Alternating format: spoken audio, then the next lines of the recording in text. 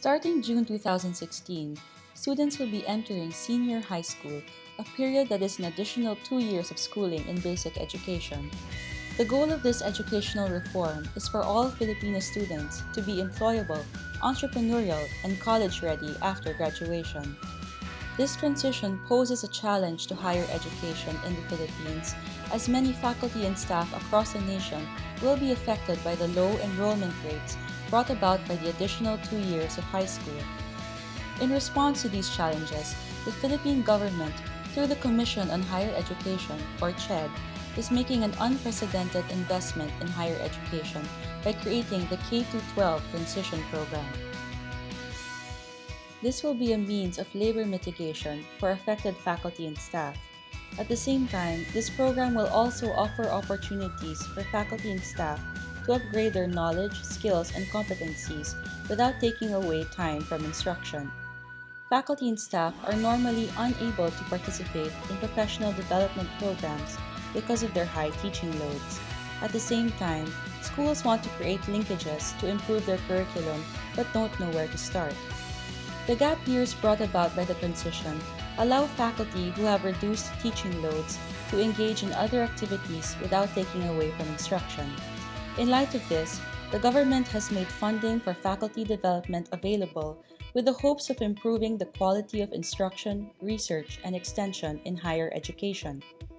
The K-12 transition period will span from 2016 to 2021, as the first 2 years of the transition will see very few high school graduates from early adopters of senior high school move on to college. In school year 2018 to 2019, the first batch of senior high school graduates will enroll in higher education. As the smaller batches of enrollees move forward, enrollment will regularize by 2021. The CHED K-12 Transition Program is offering an array of grants that faculty and staff and higher education institutions can avail of from school year 2016 to 2017 to school year 2020 to 2021. The first of these grants is for scholarships and graduate studies, where faculty and staff can complete master's and doctoral degrees under a scholarship while receiving a stipend from the Commission. In the coming academic years, institutional innovation grants will be offered to higher education institutions that incentivize the creation and pursuit of projects that aim to strengthen institutional typology and develop centers of excellence and centers of development among higher education institutions. Lastly, another set of grants being offered are the Instruction, Research, and Sectoral Engagement Grants, or IRSE grants for short.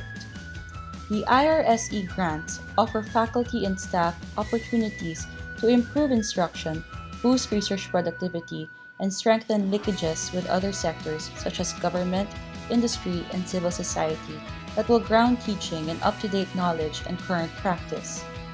The IRSE grants are customizable based on timing and need, designed for faculty development outside of graduate studies, and considerate of the limitations of faculty in terms of availability.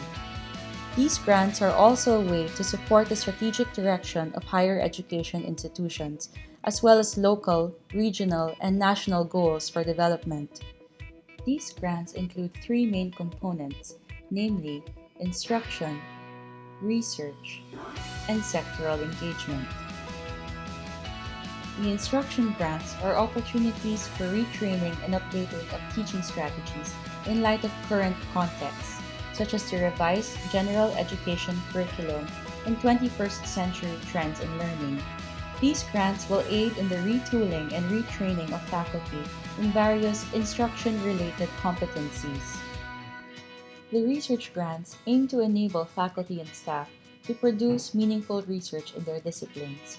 For the first semester of school year 2016 to 2017, grants for research projects that are funded by schools or external sources will be available. Through research grants, faculty and staff will be supported in the production of journal-ready manuscripts. These grants aim to contribute to overall research productivity in the Philippines, aligned with the Sustainable Development Goals and the research goals of the nation, the regions, and of higher education. The sectoral engagement grants provide opportunities for faculty and staff to contribute to initiatives for the development of communities, the region, and the nation. These grants will allow faculty and staff to update their knowledge of their specific disciplines and industries through work and immersion in industry, civil society, or government sectors. Through these grants, faculty and staff can incorporate field experience to align classroom instruction practice with current practice. Under the sectoral engagement grants, faculty and staff can engage with industry, civil society, and government institutions. How do the IRSE grants work? The grants can be done on a full-time or part-time basis, depending on the availability of the grantee. A full-time engagement is equivalent to 40 hours worth of output, while a part-time engagement is equivalent to 20 hours worth of output per week. Under the grant, faculty and staff will receive 20,000 pesos monthly for full-time engagements and 10,000 pesos monthly for part-time engagements. Each grantee is entitled to up to 2 years' worth of grants cumulatively over the next 5 years, where 1 academic year is equivalent to 2 full-time semesters, 2 academic years is equivalent to 4 full-time semesters, or to 8 part-time semesters. Each grantee is entitled to a maximum of 2 academic years or any combination thereof.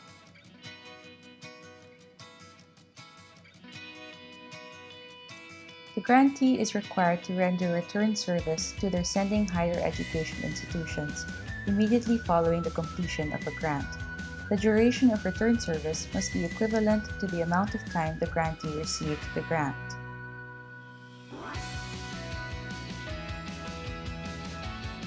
These are the IRSE grants available for the first semester of 2016 to 2017, grants for research projects, and sectoral engagements for industry, civil society, and government.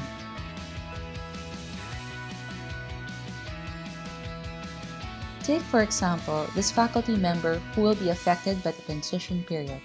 Because he will be deloaded for the next 2 years, his higher education institution decides to nominate him for a series of IRSE grants so that he may update his knowledge with practice on his discipline and also increase his capacity to do research, as these are his goals for career development.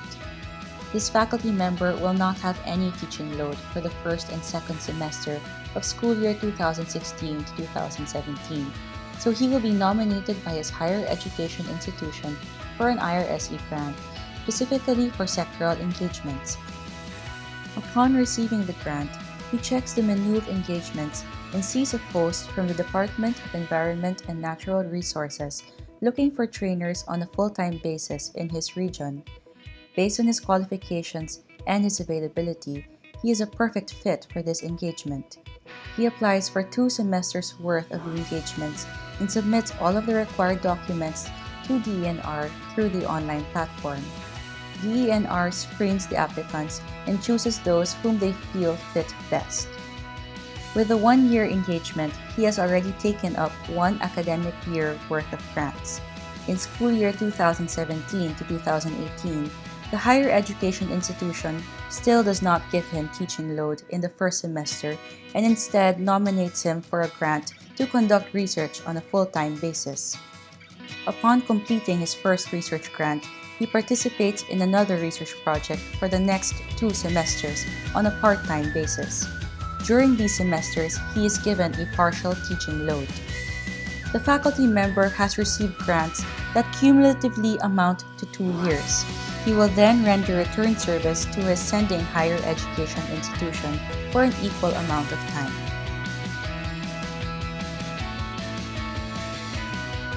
It is the hope of the Commission that higher education institutions will take full advantage of the IRSE grants by allowing faculty and staff to contribute to initiatives outside of the academe.